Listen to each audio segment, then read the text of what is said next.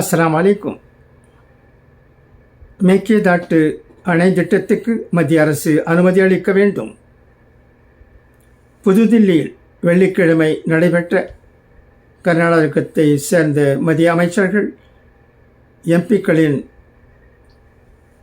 கலந்தாய்வு கூட்டத்தில் பங்கேற்று தொடக்க உரை ஆற்றிய போது அவர் கூறியதாவது: கர்நாடகத்தின் நிலம், நீர், கலாச்சாரம், நிதி ஆதாரங்களுக்காக கர்நாடகத்தை சேர்ந்த எம்பிக்கள் அனைவரும் ஒற்றுமையுடன் பணியாற்ற வேண்டியது அவசியமாகும்.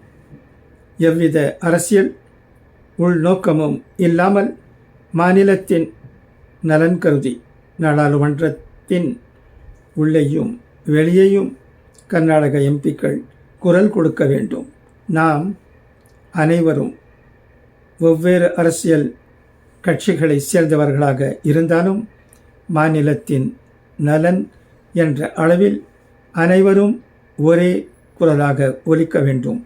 இதற்கு நமது முன்னோர்கள் முன்னுதாரணமாக இருந்துள்ளனர்.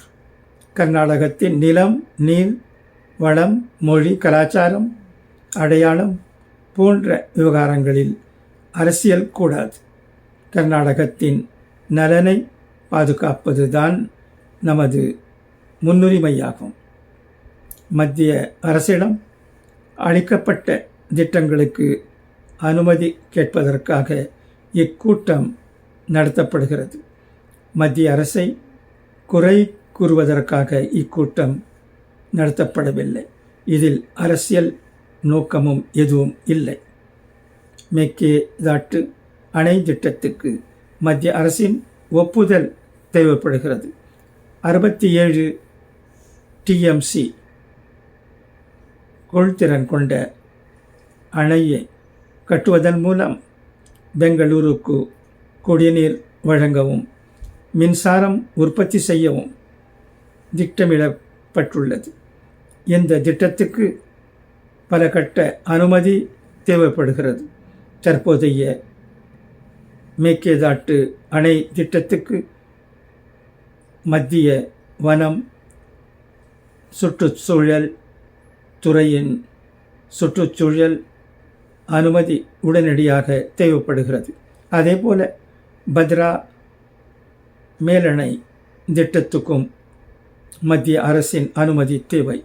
பத்ரா திட்டத்துக்கு மத்திய நிதிநிலை அறிக்கையில் நிதி ஒதுக்கி ஓராண்டு ஆகிறது.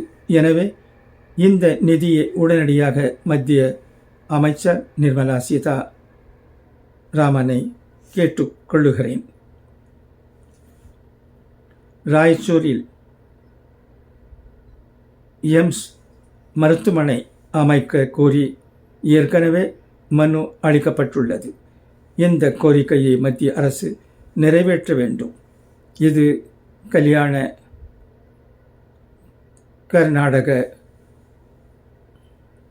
பகுதியின் வளர்ச்சிக்கு பெரு உதவியாக இருக்கும்.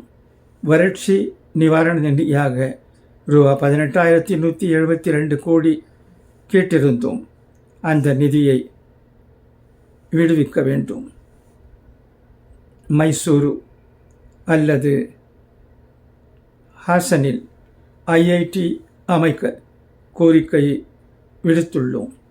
அதையும் நிறைவேற்ற வேண்டும் என்றார்.